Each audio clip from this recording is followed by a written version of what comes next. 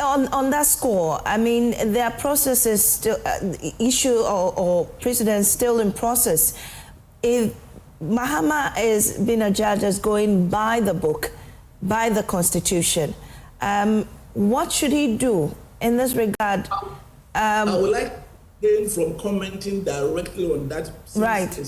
The lawyers call it sub judice. Yes. All that saying at this moment that if he, at the end of the process, undermines Ghanaians' trust in the judicial system further and makes the judiciary a subject of political football, so that somebody comes and also wants to appoint 10 judges to the Supreme Court and then remove his appointee, then let me tell you, I'm old, I'm 77 years old, but I'll tell you that some of you have your head rolling on the streets of Ghana, and we have precedents whereby the predecessors of NDC killed 3 judges because they didn't like their previous judgments.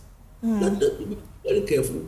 Again, this may be a precursor to further undermining the, because they have said it openly by his leading members of his party, of the EC.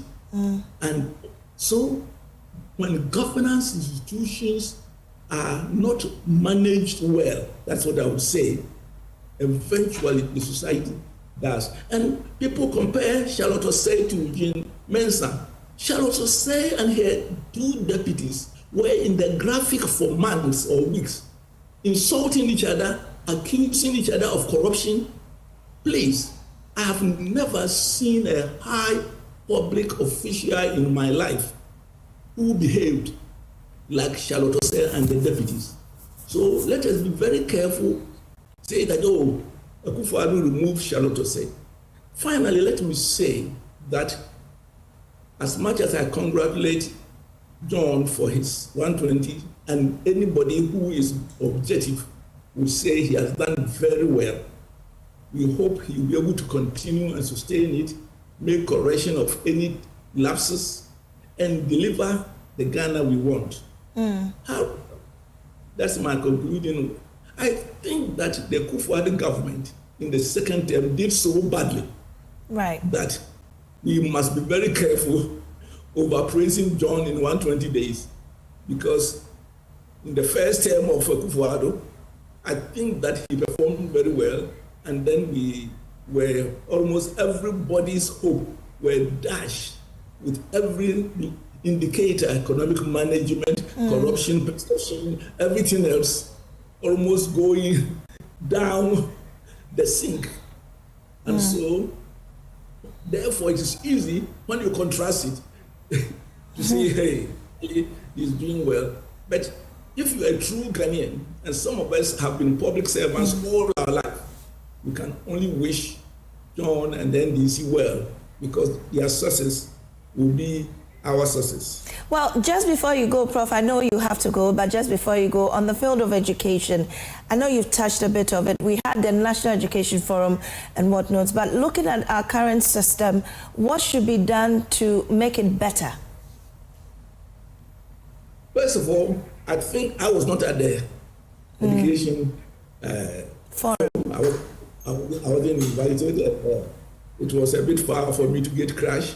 I get crash in the economic one because it was in Accra. But we have a fundamental issues which are being addressed, and more so at the primary and the secondary level. First of all, what the World Bank in 2016 said about basic education in Ghana, primary, that we are schooling without learning, is still the same. The average public school, which constitutes 80% of all the primary schools in Ghana, people finish 9 years, most of the children literate or semi-literate, while in every other country, by the second year, every child can read and write. If we don't address that fundamental handicap, let me tell you, all the other efforts in education, we'll be getting like sowing 100 and reaping 10.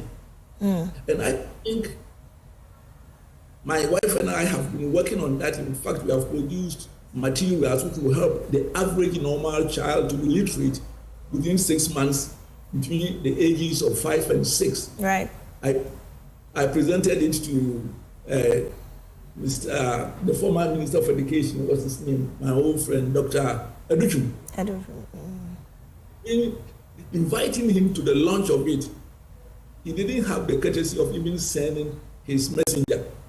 I'm going to present it because I'm prepared to donate it to the Ghana Education Service. We must do something.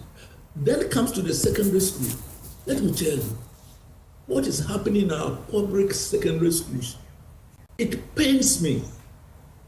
My wife and I are founders of probably one of the best, if not the largest or second largest private school in this country. But nobody, no country can train his children in private schools. All must make sure that the public school system works. And today, the indiscipline, the occultism, the homosexuality, and unthinkables going on in our secondary schools, it's such that it should raise an alarm. In fact, just last month, I had something which sent shivers through my spine. A friend's child in one of our probably 10 topmost secondary schools in Ghana, I wouldn't mention the name, had students, fellow students, forcing him to force under his throat this red and opium because they see that he is sane and they want him to be addicted. But for the fact that he was saved. So not only academically, but the moral so I am associated with more of the universities. Right. Totally, Ghana, Legon, Pentecost University, and now Ashasi. But let me tell you, the education crisis is at the primary and the secondary level. And the free SHS is all they talk about. But the moral discipline and the material which are going to be the leaders of tomorrow, don't act on it. God help my country. Thank you so much, Professor Stephen Adei. We're so grateful for your time this morning on our desk.